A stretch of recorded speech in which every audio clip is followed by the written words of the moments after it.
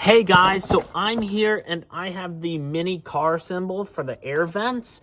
And so I'm just sort of putting it together here. So I wanted to show you guys how it works, and it starts in just a bunch of pieces. So what you do is you take these two pieces. So this one and then this one here, the little small one, you put the small one on that side of this, and then the big screw you put through here. So you put that through there and then twist it. So that was super easy. And then now, so I just twisted it on there. And then now you untwist this thing a little bit so that it's off it a little bit. And then you take this side. So this is the part that goes onto the thing itself. You push this in. Oh, you unscrew this and then you just push it in. So you just push it in there like that. And then you twist this on. So you push that the circle, the bulb kind of into here.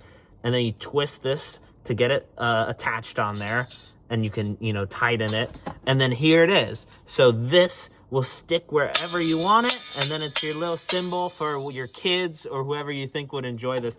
And so it has this little hanger here, so you can hang it on something. So for example, you could hang it on an air vent or hang it wherever you think it would fit in your car.